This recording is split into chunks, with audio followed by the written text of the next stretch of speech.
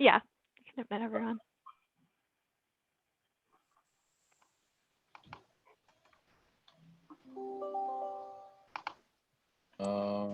Good afternoon.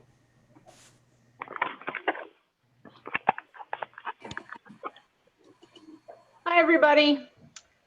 Hi. As you come on, if you have the ability to change the name that's on the screen. So, for example, Anna, you're in as Pre. To make sure you change your name so the name goes with the face that we see.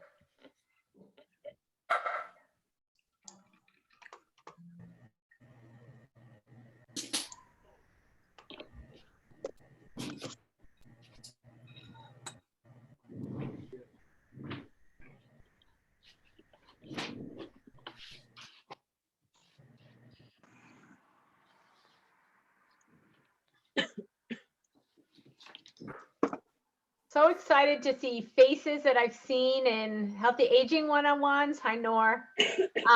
And others that I haven't seen yet. Folks who I haven't seen in a long time.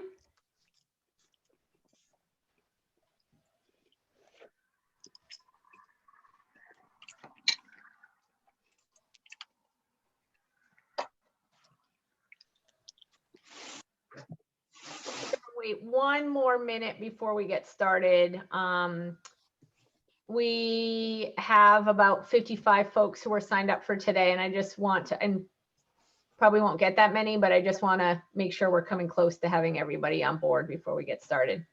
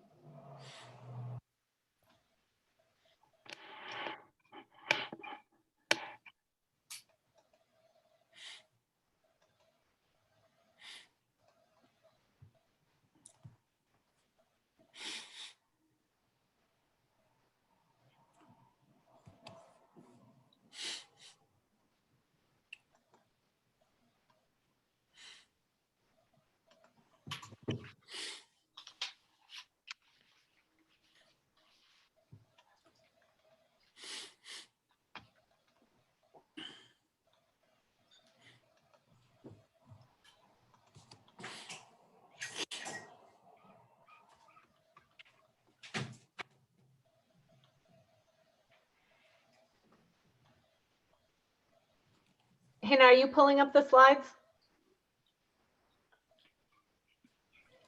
So let's get started. I'm excited to see everybody today. I realize that this is a lot of people on the screen, and now we're going to take up more space on your screen with a slide deck.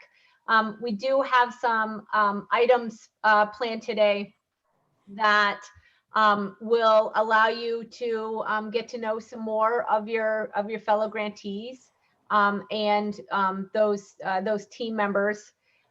If you're not fully comfortable with Zoom by now, you can scroll back and forth between all of the people, or you can set up your screen so that the person that you're seeing is the person who's talking or making the most noise on their end of things, so that the computer thinks that they're the ones who are talking. As I said before, please take a moment to rename yourself with your organization if there's space. Feel free to ask questions as we go in the chat box. We're going to be using the chat box and another web-based function, web-based site called Padlet today. And again, if you just want to see the speaker at any given time during the presentation, go up into the right-hand corner and of the convening screen and use speaker view. If you want to see everybody, use gallery view. We will share all of these slides and the recording. So we are recording today's presentation following this meeting. And again, we recognize that you have other guests in your places of work, which for many of you are your own households Your work from home buddies are welcome to join as we go through today's presentation. I can guarantee you it'll happen, more than once for somebody here on the screen, and we're completely fine with that. I will. I've been working with Jen on some one-on-one sessions with Jennifer Lee with the Healthy Aging Group, and a couple things have come up that I just want to touch base on before we get started that relate to the materials, and we'll talk about them again at the end. We are sending materials. We have been sending them in embedded links and emails. We know that we have a growing, as people are hiring new staff or changing roles in an organization, we need to add more names to our mailing list to make sure folks get that. We're going to talk a little bit about that at the end, and where materials are and when things are due to us. Today, we are focusing on evaluation plans. Last month, we did a brief overview of theories of change. Today, we're going to talk about how you transfer your theory of change to your evaluation plan. We are going to talk about steps for developing an evaluation plan, for understanding how the evaluation plan may be used to guide your CHHA funded activities. We're going to talk about strategies for engaging staff and partners and volunteers and community in your evaluation activities. And we're going to present you with an opportunity to begin to develop your evaluation plan. I know we have folks who have their theory of change and are quite comfortable with it, those who have it in draft format, those who haven't even started, that's fine. I also recognize that we have folks who have their evaluation plans and just want to check in, others who haven't even started yet. That's all okay. You don't need to have that in place for today's discussion. The only thing that you really need to understand for today's discussion is you need to have a good understanding of what you said you were going to do with your Massachusetts Community Health or Healthy Aging funds, and what you expected to get as an end result with those activities. We will plan to be done by 3:30 today. As you can see from the screen, we have a variety of different activities that we're going to go through. Just as a quick reminder for those who I haven't met, I'm Abby Atkins. I am the evaluation lead and the Healthy Aging lead for the Massachusetts Community Health Fund and Healthy Aging Fund activities. And with me today, I also have Hannah Carliner. So Hannah's going to wave, and so that people can scroll until they see the person who's waving. Hannah is the evaluation lead for the Community Health Fund, so the PSE and CHIP activities. Hi, Hannah. I also have with me Maiwa Sanusi. Maiwa has used his raising your hand gesture. Hi, Maiwa. Maiwa will be working to support the groups today and help us move forward with the presentation. And then we have Rana. There's so Pri will be working on the presentation with me today.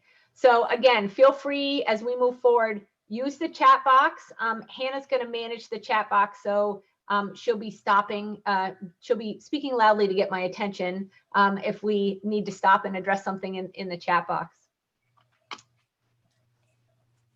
So evaluation with the Massachusetts Community Health Fund and Healthy Aging Fund funded work focuses on, remember you came into this grant funded opportunity because you saw an opportunity to have policy, systems, and environmental change work funded. You saw opportunities to have community health improvement work funded, to have age-friendly community work funded in a structure that addressed dismantling structural racism and increasing community engagement, and really looking at increased community engagement in this work also as a health and racial equity element. We do have guidance documents that we put together around theory of change and evaluation plans. And in case you have not received that email, Hannah, can you drop the link to that document in the chat box? We will resend this document out in an email after today. It was in a prior email, and Hannah's going to drop the link into the chat box so that you can open that piece up. So a theory of change, just as a reminder from what we talked about in October, theory of change is a visual representation of the major elements of your work. And as a result of the strategies that you implement, certain things you expect to happen and change you expect to result in the community that you are working with. And this visual representation, and we're going to bring up an example in just a second, allows you to easily convey the elements of your theory of change easily and quickly to others. If you can take your theory of change and you can go to a group of volunteers, your board, some community members, and use that to present what you're doing, and they understand what you're doing based on a set of really well-structured follow-up questions that I'm sure each of you would come up with to make sure that they understood, then your theory of change is right on. Theories of change are not meant to be fixed. We expect over the course of time that your theory of change will be adjusted to the context and the situation that you're in with the work that you're doing. Maybe some things that you learned along the way about what works and doesn't work, about certain strategies. Anybody who had some really specific strategies that involved people being face-to-face has definitely changed the work that they're doing in the last 9 months. Your theory of change should include the main purpose with your specific PSE change, the main strategies, your expected process outcomes, as well as your expected short and long-term outcomes. So with that theory of change, can you back up a second, Hannah? With that theory of change, with your expected outcomes, you can connect those outcomes to your more specific evaluation plan. Your theory of change is the blueprint for your evaluation plan. In your evaluation plan, you will set aside indicators for how you know and what you expect to see as a result of the activities that you have planned, and you'll be able to talk about how you're going to collect that information. Okay, next slide. So what is an evaluation plan? Well, an evaluation plan is a written document describing how you will monitor and evaluate your program. It clarifies what, how, and why it matters. The what reflects the description of your initiative and how its activities are linked with the intended effects. It serves to clarify your program's purpose and anticipated outcomes. The how addresses the process for implementing that initiative and provides information on whether the program is operating to fidelity. Did you implement it the way you had planned to? If you were using another model, how closely did you stick to that model? What adjustments did you make? And it also gets at, it clarifies what changes that you may want to make or have been made during implementation.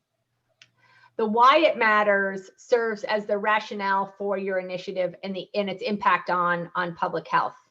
It's also referred to as the so what question. Being able to demonstrate that your program has made a difference is critical to your program sustainability. So if you're going to do this work and you know why you did the work and you can define the results of your work, it's a lot easier to say to other funders, even if they're just internal, for whether you would continue to work in a certain area. It shows that if you've done that, then you can justify continued resources, whether they be human or financial, for the activities moving forward. it's similar to a roadmap. What are the steps that are needed to assess the process and outcomes in your initiative? And how do you use the results that the information that you're collecting to also say, you know what, do we want to continue going down this path? How well are we doing at what we said we were going to do? Remember that all of you are working on policy, systems, and environmental change work, and PSE evaluations are generally more process oriented.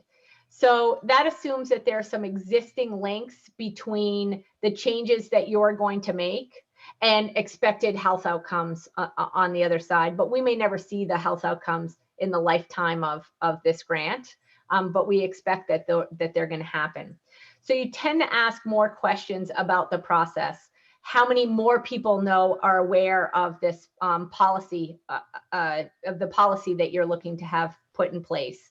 How many organizations have adopted a new policy or strategy that you are aiming to have put in place that would lead to a set of outcomes for individuals on the other side?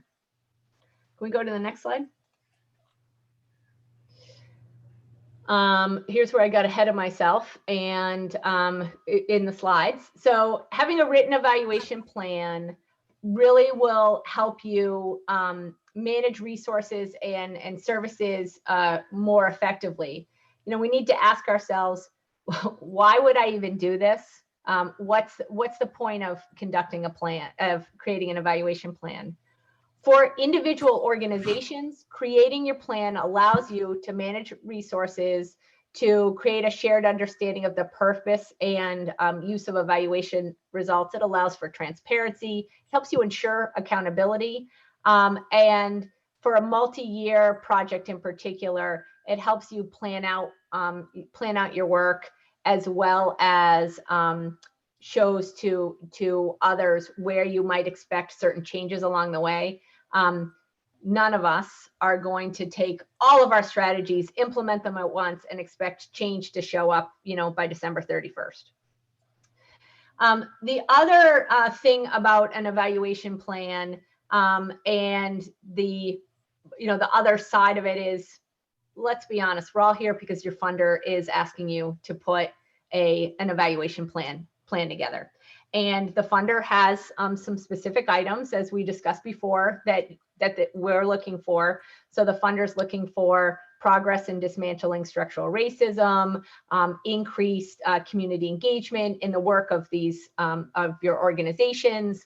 We are looking for an increased number of policy, systems, and environmental change strategies that would have positive impacts on health on the other side.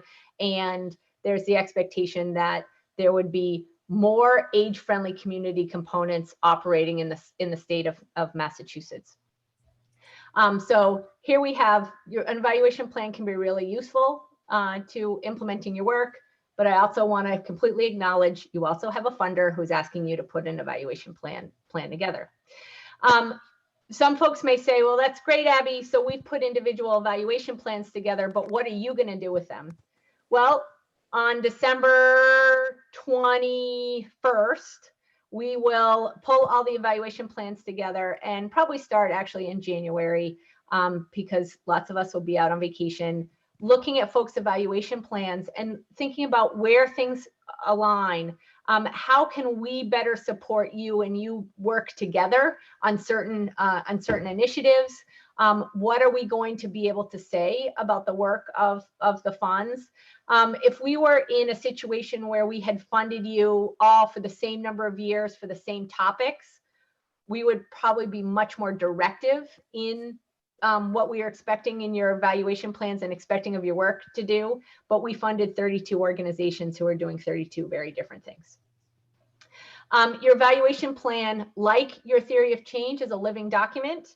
And should be reviewed annually and updated while you plan for next steps. I am going to go really quickly because I've just realized that I'm 5 minutes over time.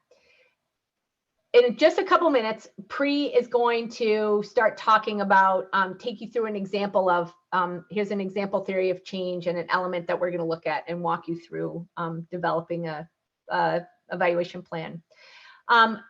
The first step to developing an evaluation plan is to identify what your evaluation questions are. These questions refer to process, short-term and long-term outcomes that are all in your theory of change.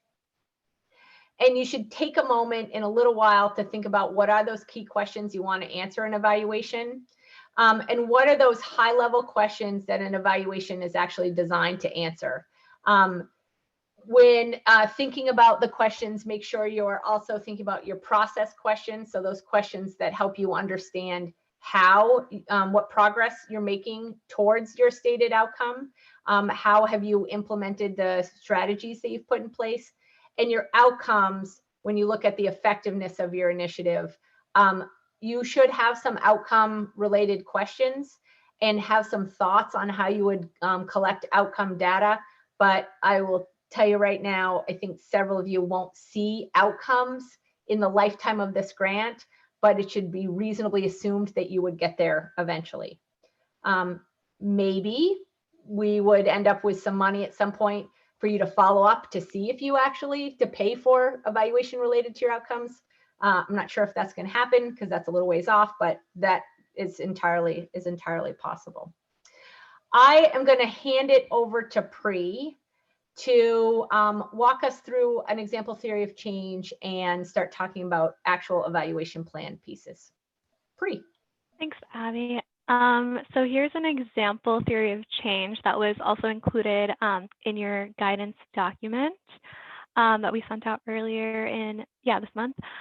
So I know it's hard to see right now. It's okay, you don't really need to look at the details of this theory of change. I'm just gonna go through it high level, and we thought it would be helpful, since we're asking you to do this, to also walk through how do I then translate my kind of theory of change, what I've included there, into an evaluation plan. All you need to know about this theory of change is basically they have 3 different kind of work streams. One is they're working on creating the conditions for an innovative and equitable food environment, and that's kind of in green. The second is they're working on circular jobs in business and kind of creating an environment for those existing businesses to also be innovative and engaged in the food economy.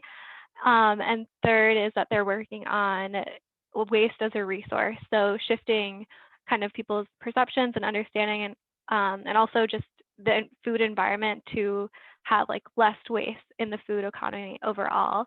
We chose this theory of change because, well, we liked it, and we also thought this was people had requested looking for a nonlinear theory of change. So this is an example of that. And then also just wanted to mention, I think this is in the document as well, but we don't expect everyone's, or you don't have to make yours kind of as, this one's really like graphically designed and stuff. You don't have to have that for your theory of change. It doesn't have to look exactly like this, but this is just one example that we got from, that we liked, and so we're using in the webinar. So if we could go to the next slide, we really wanted to focus just on one of their work streams, which was using food, typically wasted food, and turning that into a resource. And so we're just going to kind of focus on like that part of their work stream when we're talking about the evaluation plan. So we can go to the next slide, Hannah. So this is part of a sample evaluation plan, or at least a partial one at least, that we've adapted from the theory of change that you just saw. Hannah, I think we can see different. Okay, yeah, from the theory of change that we just saw, and we just read a little bit about their program and kind of just looked through the theory of change and pulled out what we thought were evaluation questions from there. And so Abby just talked about how to formulate an evaluation question, and we wanted to also highlight the connection of, like on the left-hand side in red, you can see the connection to the theory of change, and we have the process outcome, a short-term outcome, and long-term outcome, and just wanted to give you these 3 examples. So the first step basically to making your evaluation plan is kind of thinking of these questions, and a first question is for process is to what extent are businesses utilizing previously wasted food? Another one's to what extent have residents been engaged in each step of my work? And that one has to do with like kind of community engagement. And so this is just one example. I think we can go to the next slide. So then the next column per se of your evaluation plan is a list of key activities. I thought this was pretty self-explanatory, but actions that your initiative are going to take to achieve the desired outcomes. Next slide. So again, we have listed some examples from the same theory of change. And for at least the first question, we thought how many or the key activity would be grocery stores that donate ugly or typically wasted food to partner restaurants. And as you can see, there are also key activities for the other evaluation questions. And you can have multiple activities that go with each evaluation question as well. Yeah, so the second one, sorry, we don't have to go through all of them, but the second one, thinking about how much residents have been engaged, their key activity would be like an awareness campaign. So yeah, next slide. And then indicators. So indicators are types of data and measures that are going to be required to answer your evaluation question. And for these, we really think it'd be helpful to have, they have to be measurable. And then also, again, noting that an evaluation question can have multiple indicators as well. Next slide. And then here again, we have this example. So we've really tried to follow this example through, but for the first evaluation question, we thought, okay, so we've looked at the key activities, the grocery stores donating, and so how many, like trying to quantify at least in this indicator, trying to quantify how many pounds of ugly food are given to those restaurants by the grocery store. So have something measurable. And I think a lot of the times, for me at least, it's sometimes easier to come up with quantitative indicators, but I wanted to also advocate for having kind of qualitative indicators, and we'll go through that a little bit more in the future as well. And I think actually in the second example, number 2, you can see increased knowledge about food waste. That's more of a qualitative indicator. Next slide. So we're going to do a few Padlet activities, as Abby mentioned earlier. So here we're going to have what counts as an indicator, and we're going to do an activity. And so we're going to have you all share an example from your work, or at least brainstorm a potential indicator that you might use. As we've kind of looked through your proposals and talked to you all, there are certain topic areas that you have all been working in that spans from like housing, food access and nutrition, civic engagement, built environment, et cetera. And so if you have any specific indicators that that fall into those topic areas, it'd be helpful to share that as well. Right. And then if everyone can click on the link that Hannah shared in the chat box, that would be, and then fill in whatever activities or whatever indicators you can. Let me just share my screen. Okay, Hannah, share her screen.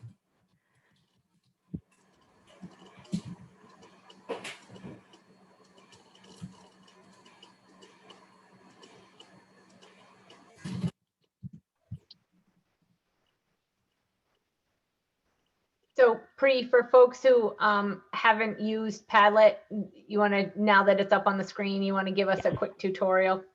Yes, sorry. So yeah, for people who haven't used Padlet, I think it's a great tool to kind of collaborate with a bunch of people at a meeting, and all you do is click on the bottom right hand where I think you can see Hannah clicking. There should be like a pink plus button, and you can add kind of like a post-it and add whatever indicator you can think of. Abby, I don't know if you want to say anything else about that.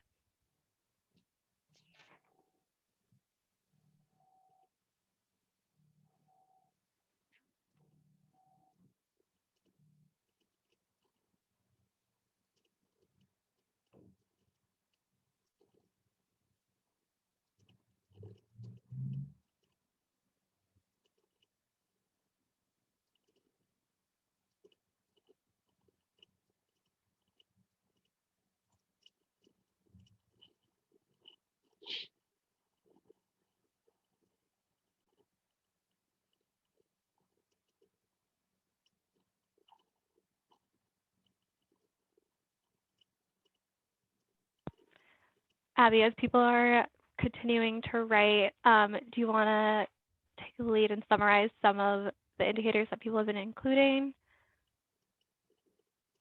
or give any other context that might be helpful? As I read, they're moving across the screen.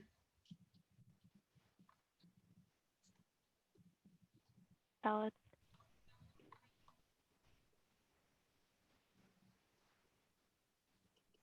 So we'll give people another like 30 seconds to put accounts, put items in here. We will be archiving the Padlet screens that we're going to use. So essentially we're going to archive the virtual Post-it notes that you have up here and make them available for everybody afterwards. And I see that there is a question about accessing Padlet. So you should be able to access Padlet, no problem with the link that we have. To create your own Padlet account, they are free accounts and there are also paid accounts. The free account limits the number of Padlet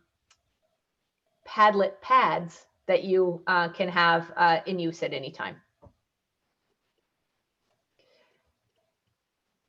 So I am seeing, as I'm looking across the screen, some process related items about the number of people who participate in certain things, whether that is respond to a survey or take a respond to a survey or participate in a meeting, to some outcome related, some quantitative early outcome related and impact related items from the number of people who take trips to various locations that your new service is offering, to things like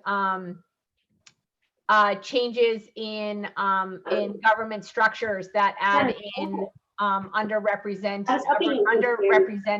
decision makers, to the number of abandoned properties that are changed on tax rolls, to employees skills. Hey Rosa, can you hit mute on your mic? I'm a big weenie. All right.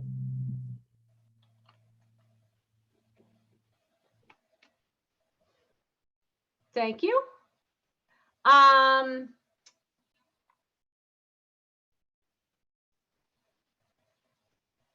see the measuring of increased youth involvement, changes in lots of pieces around changes in zoning.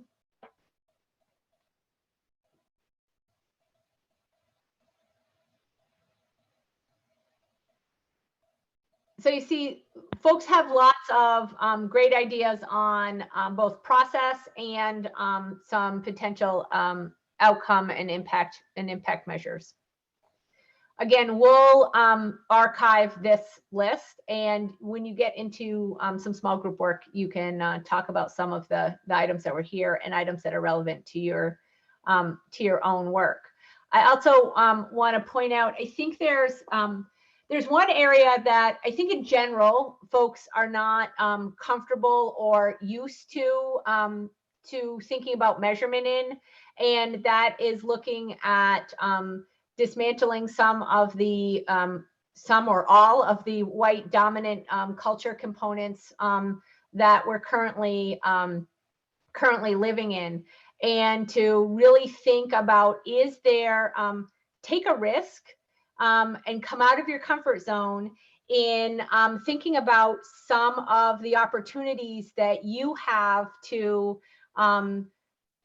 look at racism and white dominant culture pieces and think about how you might begin to look at your activities, as well as think about how you're going to measure those pieces. And remember, your theory of change and your evaluation plan are living documents. So how well are you doing if you've picked one strategy that you're looking at to dismantle some aspect of white dominant culture in the work that you're doing? And really think about where the opportunities to make change and to make change in the culture that you are that you're operating your program or services out of. This Padlet will remain open. So if you want to, through the course of, if you want to multitask, just not tell us about it and want to keep adding, go right ahead.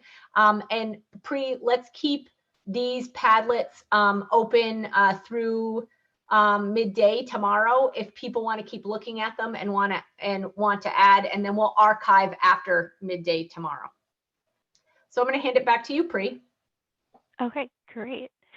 Thank you all for participating in that. So we're going to do 2 more Padlet activities just for context. And so, yeah, we'll be doing one on data collection sources and methods as well. But to give you an overview, data collection sources are where you'll gather information about your indicators. And again, these can be either quantitative, just things that are numerical, such as counts and scores, and then qualitative that are usually more descriptive or notes, etc. And then a distinction, data collection methods are really how the data will be collected, when they'll be collected, and who will be responsible for this data collection. In your evaluation plan, if you want to separate these 2 out into 2 different columns, or just keep it as 1 column, I think we're okay with whatever works for you and whatever is most helpful for you. But we just separated out for this webinar just so that you can see. Hannah, we can go to the next slide. So again, kind of following through with our example, for the first outcome, the first row, we have restaurant staff as the data collection source, and the method would be the restaurant staff will send kind of like the indicator of how many pounds of ugly food were given to the project coordinator. And so this just all kind of lays out exactly how you'll be kind of collecting this information and who will have it, and just, you know, at the end of certain timing, you'll be like, okay, this person has all the information, and it'll just be easier to collect that way. And then kind of similar for the second example, yeah, so we have an event tracking document to see how many people engaged in each event of the campaign, and just what type of engagement it was maybe, and so the project coordinator can extract these records or something. And then the second one, we have increased knowledge about food waste as an indicator for the awareness campaign, and so that knowledge will be collected from, the source would be the residents, and the method you'd be using is having maybe a pre and post survey to think about this increased knowledge. So that's just another example of a source and method. So now we'll be doing another Padlet activity here. And so what are kind of data collection sources and methods that you might use in your work? I think there are some that we typically think of a lot in public health, talking about like focus groups and surveys. And so we just wanted to see what other ideas you might have or what else you might be using, kind of, and then maybe you'll inspire someone else to use something similar. So, yeah.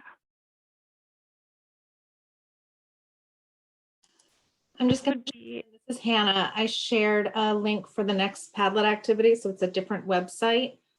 And I think we'll just encourage you to think about, like, even if you say you're collecting a survey, really think about who are you doing the survey with. There are many, many options for who you can ask questions of. So hopefully you can get a little specific there, and I will share my screen again.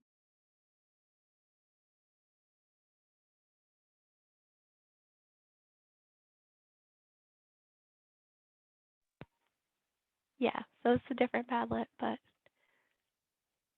hopefully some good information.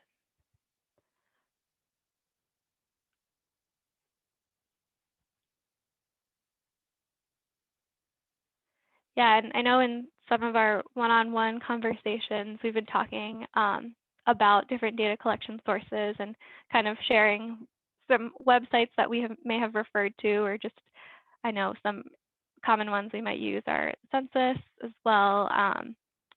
And yeah, and so I think one thing that we put in there was like the mass population health information tool. So just thought it'd be interesting to see what other sources people use.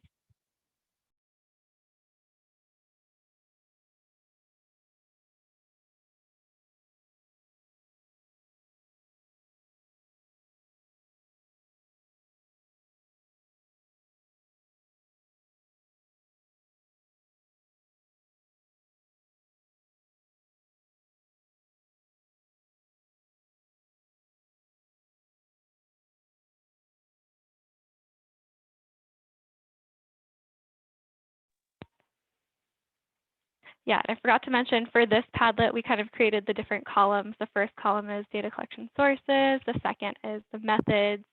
The third could be both source or method. And the fourth, if you don't want to think too much about it, you just want to kind of put your information in, I said, to be categorized later or unsure how to categorize. So feel free to add to any of the columns.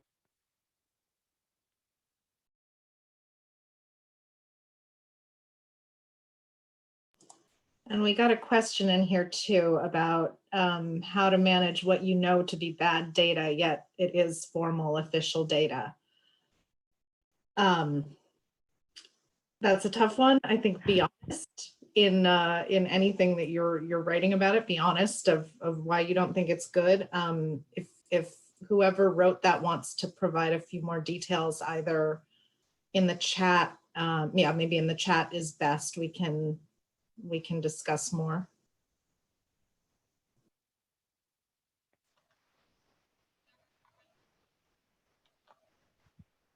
Yeah, and I think with that too, giving like context to whatever data it is, if it's quantitative data that shows a different picture than kind of what your qualitative data has collected, just kind of collecting both that qualitative and quantitative data, but then B, also talking about the contradiction between the qualitative and quantitative maybe, or just if it's qualitative, just giving some context as to why it might be bad data or the conditions in which you collected this data. I see some examples like the American Community Survey is actually a sample, and in the sampling, they missed all the people of color who live in our community. I think there are also great examples with the census missing people who are over 70 in living in communities. I think it's important to know A, the data source if you didn't collect it yourself. B, what the limitations are, that whether it's just a sample, and if you know that there's something specific about that sample that might be concerning to you, like a lack of people of color. And to be aware of what those limitations are and to be very transparent about it. The other sort of common limitations that we find are people are talking about what they're treating as data about young people, but it's actually not the young people who've answered the survey or providing that information. It's the adults who work with them, and it's from their perspective. Sometimes the data collection tools you put together are challenged, like you forgot to ask a key question, or the way your questions were set up, you actually can't disentangle the answers to get to what you're looking for. Hannah, can you think of any other sort of common challenges that either get us bad data or put us in a really difficult spot? Okay. Yeah. So I see a tremendous amount of data collection sources here. Everything from the Massachusetts FIT tool, the Public Health Information Tool, which is an online tool, which also has social determinant of health indicators in it, and a growing amount of data that's actually race and ethnicity based. I see sources from neighborhood residents to local coalition leaders using needs assessments and reports that were conducted by other entities. There's no reason for you to reinvent the data collection, particularly if it's being done already. Town meeting, existing meeting minutes, and other organizations who are collecting information that might be available to you. Online surveys and in-person surveys are very popular.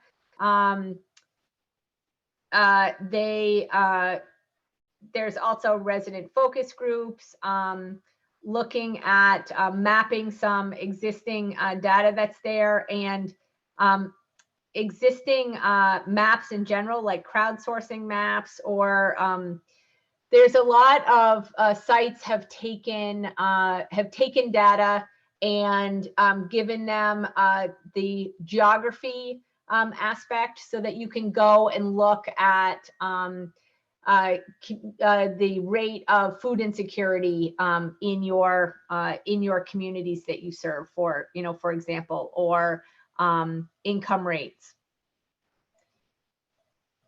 Like the prior Padlet, we will keep this one, we will archive this one. We'll keep it open until midday tomorrow if folks want to keep adding or want to go in and look, and then we'll archive it and send it out to folks. I'm going to hand it back to you, Pri. Yeah, so it's the last kind of step in the evaluation plan, at least in the contents. And so, yeah, here's just some other kind of columns or other information you can include in your evaluation plan. And so what we've included here is kind of just basics like timing of your activity or other relevant notes, or the lead people responsible for that, collecting that information or for that activity, and then like the audience or participant of that activity.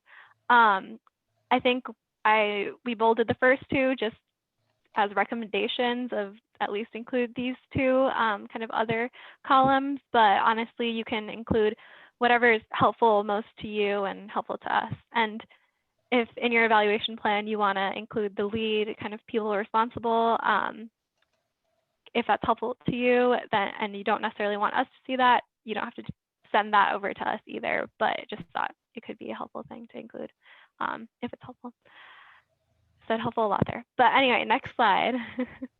So here we just added kind of the timing and the notes, and then of course you can include any other columns that are helpful to you. So for timing, we said, yeah, this kind of activity will happen monthly from the fall of 2020 to spring of 2022. And we could even add another note like data collected every year or compiled every year or anything like that. Oh no, I wrote monthly, data compiled monthly. And then kind of, yeah, just similar things on timing. And then in the notes column here, we included like what goal outcome it would go with. So for the first one, it would be the process, the second short-term, and third long-term, but you can include any relevant notes to you and anything that's helpful kind of for you to keep track of in that column. Do you have anything to add there, Abby, Hannah, or anyone else? Nope. Okay. Does anybody have any questions about when you look at what's up on the screen? Is there anything? Is there somebody who has a question about what's there? I have a question. Okay, Caitlin. Sorry. Thank you. So one of the things that often comes up as we are doing evaluation is that there are really sort of unintended yet fantastic outcomes that come along as we're doing this work. And I wonder if you have any guidance about how to sort of capture that as part of the evaluation plan or reporting.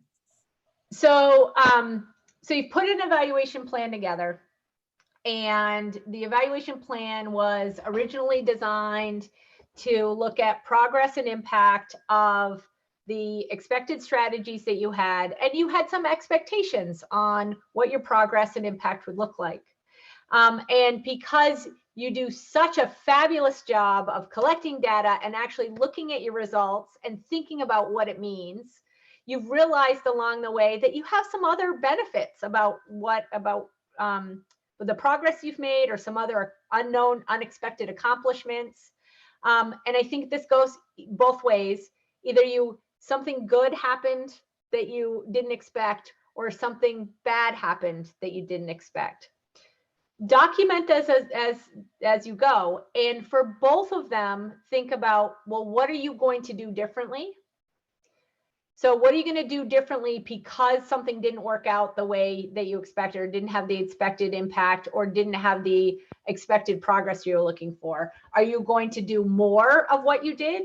Are you going to change the time of day that you delivered something?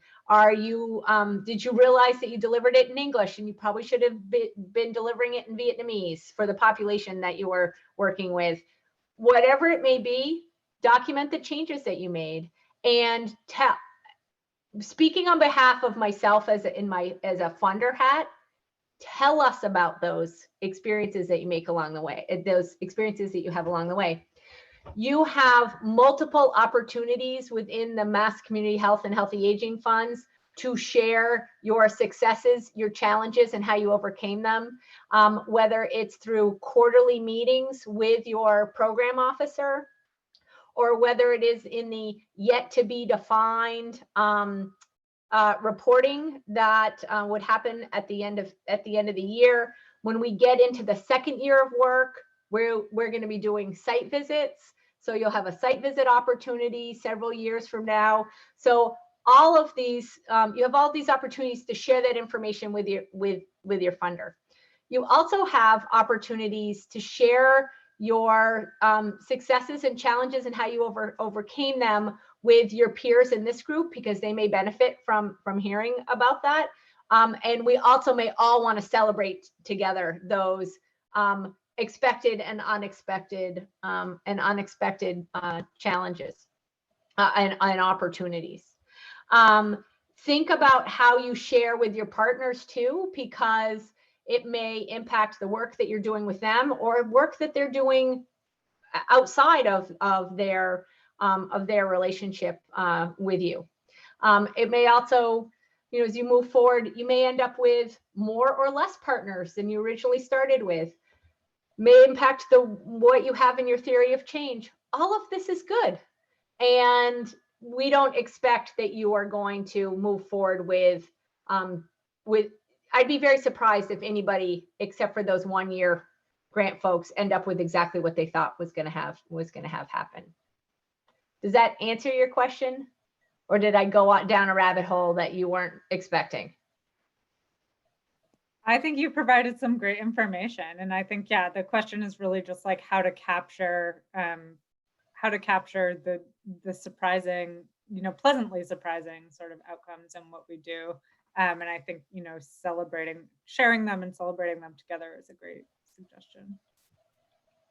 Great, thanks, Caitlin. Back to you, Pri. I think, yeah. Oh, back to you, Abby.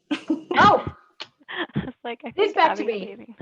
Okay, so one more Padlet and more opportunities for folks to share. Hannah, is the link in the chat box? Yes. So one expectation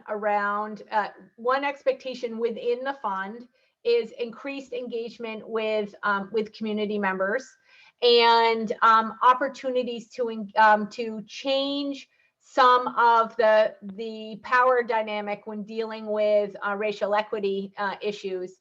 So that's opportunities to engage staff differently, to engage volunteers differently, to engage community differently. And for many folks, I think the easiest thing to come up with is I can get more in community engagement in my activities by asking more people to the table, by sending out my newsletter to more people than I did before, adding another mailing list to the group of what you're already sending out. I think there's an opportunity to encourage and have you think about how you actually change engagement at the evaluation level. So my question for you is, what are some examples of strategies for engaging staff, partners, volunteers, or community in your evaluation work?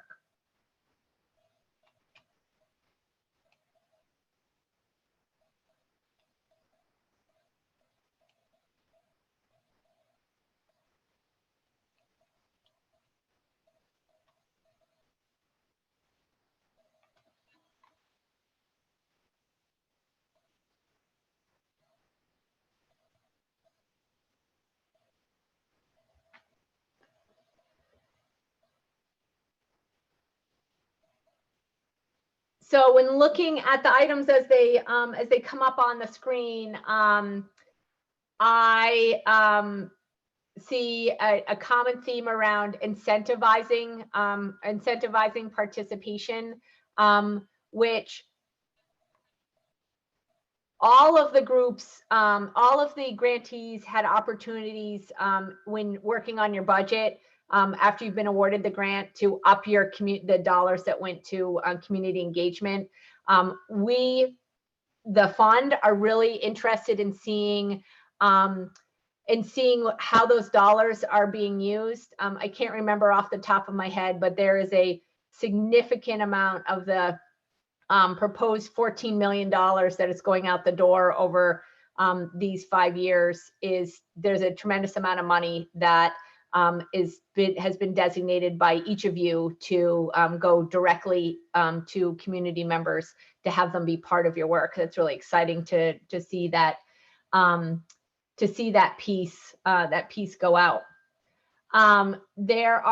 People have noted opportunities to share data with partners and to think about how they might do that to work on their own work as well as others. There are opportunities to think about how you get feedback from people. Is it face-to-face? Is it over the phone? Is it over the internet? What are some of the best ways that work for the populations that you're serving?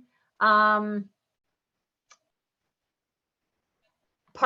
being intentional about your partnerships with other community-based organizations, developing resident advisory boards that are specifically made up of the priority population that you're aiming to have some impact on. Changing how people access you by having coffee or open space, open house hours for people to come to you with their feedback. So lots of really interesting ideas here, including, I think there's another theme in what I'm seeing come up on the screen is encouraging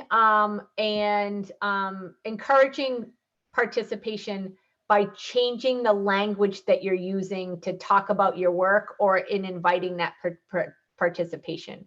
So there are a couple comments about just changing the language and thinking about how you might invite people into your evaluation work, but also into the work that you're doing outside of the evaluation.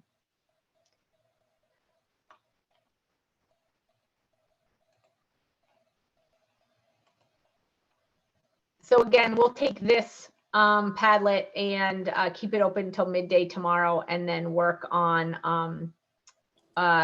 sending you the archived list.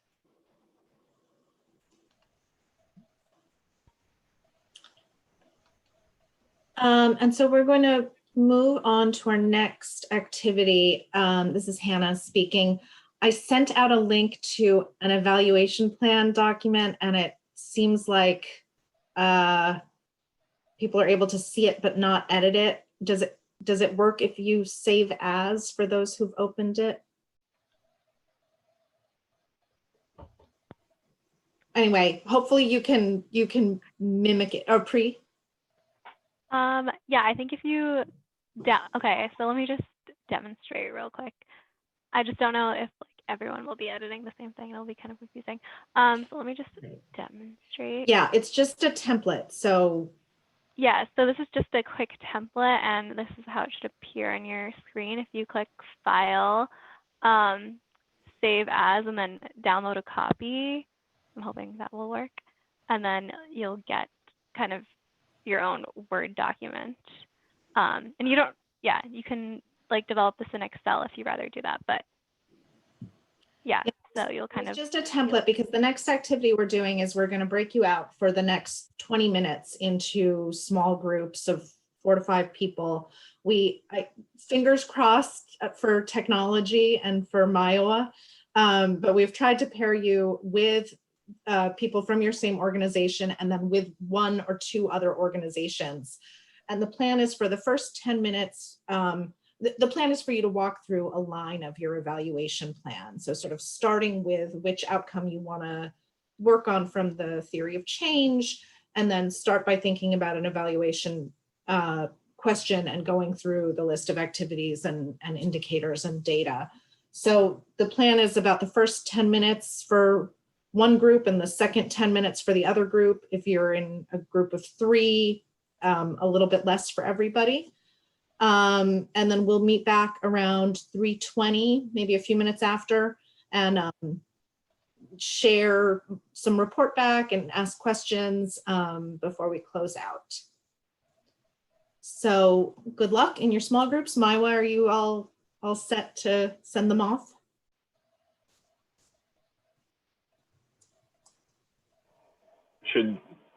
They should get a new notification. All right, cool. Sounds good. Farewell.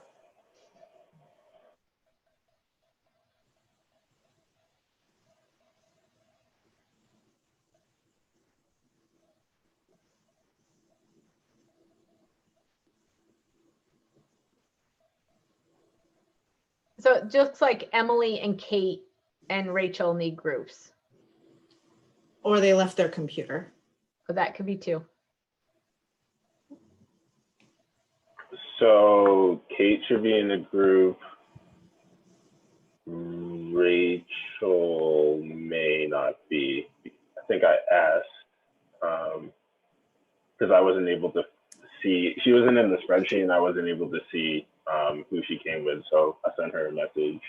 oh. And I'm talking as if she's not right there. Can you just send her to something? Oh. Oh. Yeah. Okay. Yes, I can send her somewhere. I don't know if that'll Smallest group? Yeah, I can do that. Okay, I'll do that right now.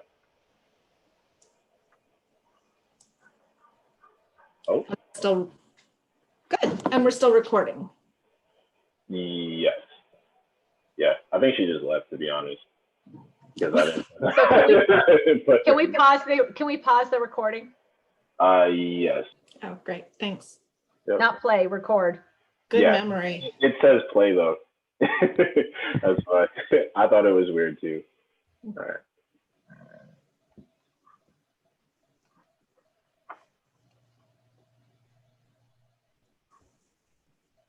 Hey, Cheryl.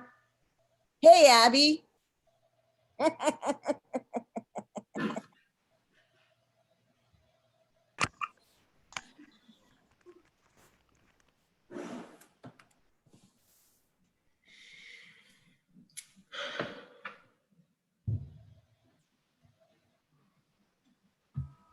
Yay.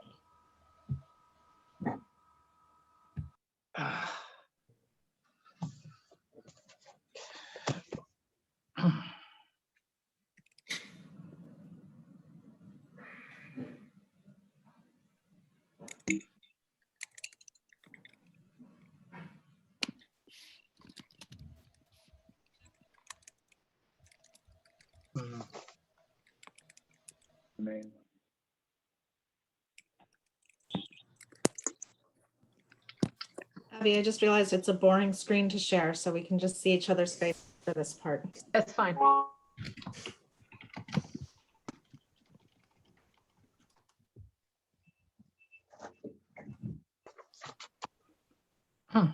Maiwa, do we have everybody back? Yep. Great. So welcome back. So how was that for people? I'm curious, is there somebody who wants to share about their experience in filling out at least one row of a evaluation plan? Phoebe? Uh-oh, did I just offer to share or not? Yes, just say you how did. it went? You did. Yes, we can share. Do you want me to share my screen or do you want me to just say how it went? It's up to you.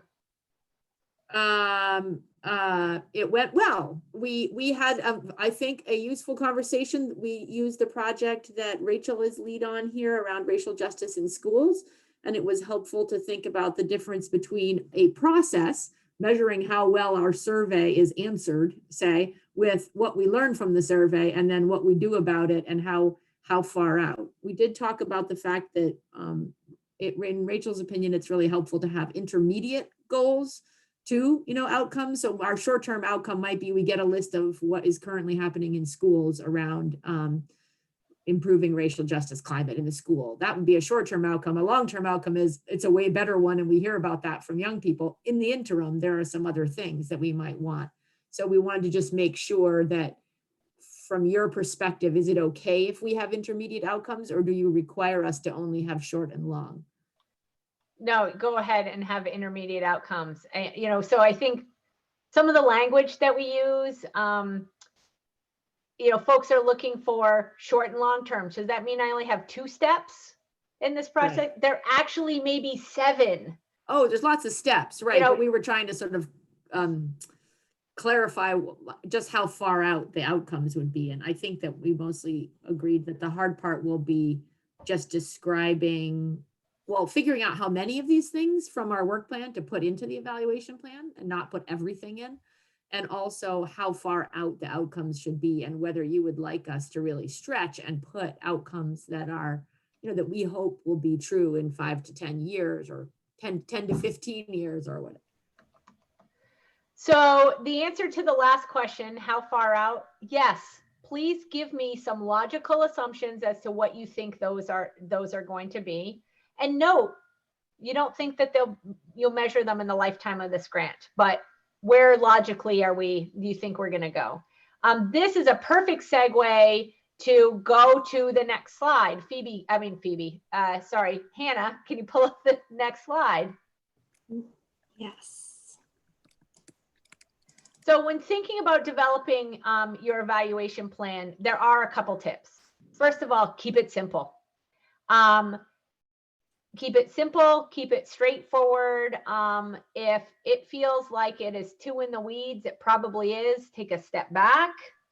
Think about what needs to be in here for you to figure out what the next steps are going to be for you. What are the key elements? Don't collect data you don't need. Just because there's an opportunity there to ask young people, or Phoebe to ask young people a question about something, if it is not relative or relevant to the work that she's doing, there's absolutely no reason to answer that question. To ask that question.